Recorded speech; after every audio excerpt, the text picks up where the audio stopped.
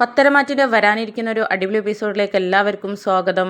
അങ്ങനെ ആദർശൻ അതിനെ അനന്ത് വീട്ടിലോട്ടൊക്കെ കൂട്ടിക്കൊണ്ടുവന്നിരിക്കുകയാണ്. ആ സമയത്ത് മുത്തശ്ശനും മുത്തശ്ശിക്കും ദേവയാനിക്കൊക്കെ വളരെയധികം സന്തോഷമാകുന്നുണ്ട്.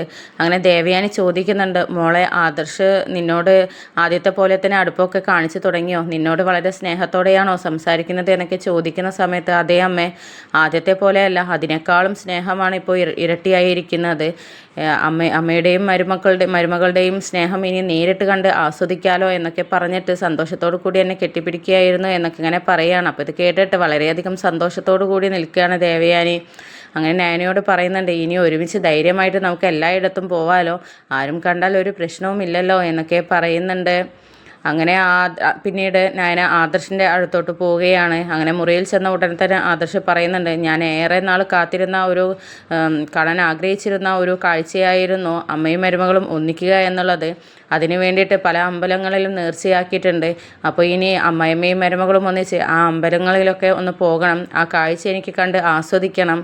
ഒരുപാട് സന്തോഷമായി, എൻ്റെ ജീവിതത്തിൽ ഞാൻ ഇത്രയും അധികം സന്തോഷ നിമിഷം ഉണ്ടായിട്ടില്ല എന്നൊക്കെ ഇങ്ങനെ ആദർശ് വളരെയധികം സന്തോഷത്തോടു കൂടി തന്നെ പറയുകയാണ്. അങ്ങനെ ആ ഒരു വാർത്തയൊക്കെ കേട്ടിട്ട് നയന സന്തോഷത്തോടു കൂടി തന്നെ ആദർശിനെ കെട്ടിപ്പിടിക്കുകയാണ്. അങ്ങനെ നയന പറയുന്നുണ്ട്, അമ്മ പറഞ്ഞിട്ടുണ്ട് നാളെ നമുക്ക് ഒരുമിച്ച് അമ്പലത്തിൽ പോകാമെന്നുള്ളത്. ആദർശേട്ടൻ വരും, നമുക്ക് 3 പേർക്കും ഒന്നിച്ച് നമുക്ക് അമ്പലത്തിലൊക്കെ പോയിട്ട് തൊഴുതിട്ട് വരാം.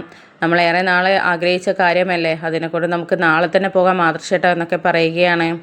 അങ്ങനെ പിന്നീട് ഭക്ഷണമൊക്കെ കഴിച്ച് അവരെ കിടന്നുറങ്ങുകയാണ്. പിറ്റേന്ന് രാവിലെ തന്നെ അതിരാവിലെ കുളിച്ചൊരുങ്ങിയിട്ട് അമ്പലത്തിലേക്ക് പോകാനുള്ള ഒരുക്കത്തിലാണ്. അങ്ങനെ നയന ദേവയാനിയുടെ അടുത്ത് മുറിയിലോട്ട് ചെന്നിട്ട് അമ്മ റെഡിയായോ എന്നൊക്കെ ചോദിക്കുന്ന സമയത്ത്, ഇതാ മോളെ റെഡിയായിക്കൊണ്ടിരിക്കുകയാണ്, ഒന്നുകൂടി റെഡിയായി കഴിഞ്ഞാൽ നമുക്ക് പെട്ടെന്ന് തന്നെ ഇറങ്ങാമെന്നൊക്കെ പറയുകയാണ്. അങ്ങനെ ദേവയാനിക്ക് നയന സാരി ഉടുക്കുന്നതിലൊക്കെ സഹായിച്ച് കൊടുക്കുകയാണ്.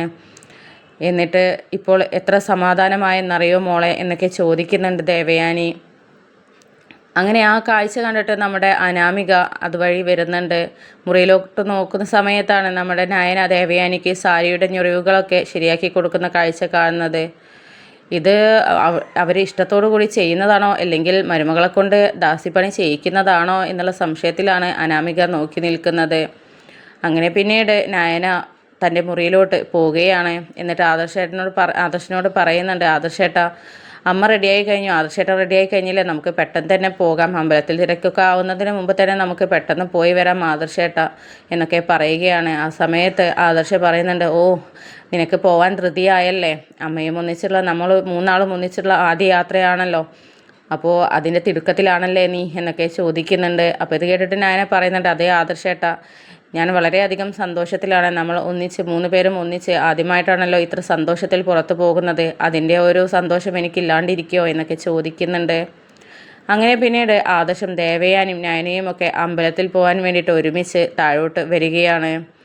ഇതൊക്കെ കണ്ടിട്ടാണെങ്കിൽ അനാമികയ്ക്ക് സഹിക്കാൻ പറ്റുന്നില്ല. ഞാൻ എന്തൊക്കെയായി കാണുന്നത്, ഈ വല്യമ്മയ്ക്ക് എന്താ പറ്റിയത്, അവളൊരു കത്തെഴുതി വെച്ച് പോയതിൽ എല്ലാം മറന്ന് അമ്മായി വീണോ, ഇതൊന്നും എനിക്ക് ഒട്ടും ഉൾക്കൊള്ളാൻ പറ്റില്ല എന്നൊക്കെ ഇങ്ങനെ ചിന്തിക്കുകയാണ് അനാമിക. എന്നിട്ട് ഇവരെ ഇനി പിരിക്കാൻ എന്താ ചെയ്യാൻ പറ്റുക, ചെയ്യുന്നതൊന്നും അവർക്ക് കൊള്ളുന്നില്ലല്ലോ, ഫലിക്കുന്നില്ലല്ലോ എന്നൊക്കെ ആ ചിന്തയിലാണ് അനാമിക നിൽക്കുന്നത്. അങ്ങനെ പിന്നീട് ആദർശം നയനയും ദേവയാനിയും ഒക്കെ അമ്പലത്തിലേക്ക് പോയിരിക്കുകയാണ്. അനാമയുടെ ആ നോട്ടം കണ്ടിട്ടാണ് പിന്നിൽ നിന്നും ജലജ അവിടേക്ക് വരുന്നത്. എന്നിട്ട് ജലജ ചോദിക്കുന്നുണ്ട്, എന്താ മോളെ നീ ഇങ്ങനെ നോക്കി നിൽക്കുന്നത്, ആരെയാ നോക്കി നിൽക്കുന്നത് എന്നൊക്കെ ചോദിക്കുന്ന സമയത്ത്, അപ്പോൾ നിങ്ങളൊരു കാഴ്ച ഇവിടെ കണ്ടിട്ടില്ലേ, അമ്മയമ്മയും മരുമകളും മോനും ഒന്നിച്ച് പുറത്ത് പോകുന്നത് കണ്ടിട്ടില്ലേ നിങ്ങൾ, ആ കാഴ്ച കണ്ടിട്ട് എനിക്ക് പിടിക്കാണ്ടിരിക്കുകയാണ് എന്നൊക്കെ പറയുകയാണ്. അപ്പോൾ ആരുടെ കാര്യമാണ്, ഏട്ടത്തിയുടെ കാര്യമാണോ മോളി പറയുന്നത് എന്നൊക്കെ ജലജയൊക്കെ ചോദിക്കുകയാണ്. പറയുന്നുണ്ട്, അതെ, അവരുടെ കാര്യമല്ലാതെ വീട്ടിൽ വേറെ ആരുടെ കാര്യമാണ് ചർച്ച ചെയ്യാനുള്ളത്, അവരാണല്ലോ ഇപ്പോൾ ചർച്ച ചെയ്യേണ്ട താരങ്ങൾ. പിണങ്ങിപ്പോവുക വിളിച്ചുകൊണ്ട് വരിക ഇതല്ലാതെ വേറെ ഒന്നും നടക്കുന്നില്ലല്ലോ, എന്താണ് അവർക്ക് ഇടയിൽ സംഭവിക്കുന്നത് എന്നൊന്നും മനസ്സിലാകുന്നില്ല എന്നൊക്കെ പറയുകയാണ്. അപ്പോൾ ആ സമയത്ത് ജലജ പറയുന്നുണ്ട്, ഏട്ടത്തിക്ക് എന്തായാലും വട്ടായി എന്നാണ് തോന്നുന്നത്, അല്ലാതെ ഇങ്ങനെയൊന്നും ചെയ്യത്തില്ല. ഏട്ടത്തി ആദ്യമൊക്കെ ഒരു സ്റ്റാൻഡിൽ നിന്നിട്ടുണ്ടെങ്കിൽ അതിൽ നിന്നും പിന്മാറില്ലായിരുന്നു, ഇപ്പോൾ എന്തൊക്കെയോ ഇവിടെ നടക്കുന്നുണ്ട്, അതൊക്കെ കണ്ടെത്തണം മോളെ, അവരെ ഇങ്ങനെ വെറുതെ വിടാൻ പാടില്ല, നമ്മയോട് എന്തൊക്കെയോ കള്ളങ്ങൾ അവർ മറച്ച് പിടിക്കുന്നുണ്ട്, അതെന്തായാലും കണ്ടുപിടിച്ചിട്ട് എന്താണോ ചെയ്യാൻ പറ്റുന്നത് അതൊക്കെ ചെയ്യണം എന്നൊക്കെ പറയുകയാണ് ജലജ. അപ്പോൾ ഇത് കേട്ടിട്ട് അനാമികയും പറയുന്നുണ്ട്, അതെ, എൻ്റെ ഉദ്ദേശവും അതാണ്, ഇത് ഞാൻ അങ്ങനെ വെറുതെ വിടില്ല, അവരെന്തൊക്കെയോ നമ്മിൽ നിന്നും മറച്ച് പിടിക്കുന്നുണ്ട്, നമ്മുടെ മുന്നിൽ അഭിനയിക്കുകയാണ് എന്നൊക്കെയാണ് നമ്മുടെ അനാമിക പറയുന്നത്. അപ്പോൾ ഏതായാലും അമ്പലത്തിലൊക്കെ അവർ പോയി വരട്ടെ. അമ്പലത്തിലേക്കാണെന്നുള്ളത് എനിക്ക് മനസ്സിലായി, കാരണം അവർ സംസാരിക്കുന്നത് ഞാൻ കേട്ടു. അതൊക്കെ പോയി വരട്ടെ, എന്നിട്ട് ഞാൻ കാണിച്ചു കൊടുക്കാം എന്താണ് ഇവിടെ നടക്കാൻ പോകുന്നത് എന്നുള്ളതെന്നൊക്കെ പറയുകയാണ് അനാമിക. അപ്പോൾ അവർ അമ്പലത്തിൽ പോയി തിരിച്ചു വരുമ്പോൾ എന്താണ് നടക്കുന്നത് എന്ന് വരും എപ്പിസോഡിലൂടെ നമുക്ക് കാണാം. വീഡിയോ ഇഷ്ടപ്പെട്ടാൽ ലൈക്കും ഷെയറും സബ്സ്ക്രൈബും ചെയ്ത് സപ്പോർട്ട് ചെയ്യാൻ മറക്കല്ലേ.